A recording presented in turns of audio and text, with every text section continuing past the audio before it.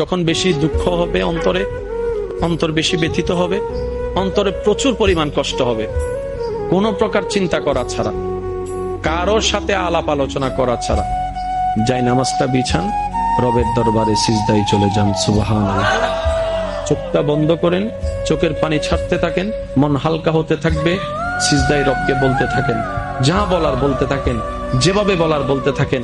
মনে রাখবেন, আপনার সেই মনের বেতার ভাষা হতে পারে আপনার রক্ত বুঝবে না, আপনার ভালোবাসার মানুষ বুঝবে না, আপনার প্রিয় মানুষ বুঝবে না, কিন্তু আপনি যেভাবেই বলেন না কেন, আপনার প্রত্যেকটা শব্দ আপনার রব্বুল আলামিন বুঝবে। সুবহানাল্লাহ। আপনি যখন ওনাকে দুঃখের কথা বলবেন, উনি আপনার দুঃখটাকে হালকা করে দিবে। সে দুঃখের খবর প্রকাশ করে আপনাকে কখনো বেইজ্জত করবে না। আর আপনি যখন সুখের খবর পেয়ে রবের দরবারে সিজদায় চলে যাবেন, তখন আল্লাহ তাআলা খুশি হয়ে আপনার সুখটাকে আরো বাড়ায় দিবে। লা ইন শাকারতুম লা আযীদান্নাকুম আয়াতের উপর আমল হয়ে যাবে। আপনি শুকরিয়া করতে থাকবেন, সুখটাকে বাড়তে থাকবেন, সুখের কথা বলতে থাকবেন, রব্বুল আলামিন দেখে দেখে আপনার সুখও বাড়ায় দিবে, শান্তিও বাড়ায় দিবে। বলেন না সুবহানাল্লাহ।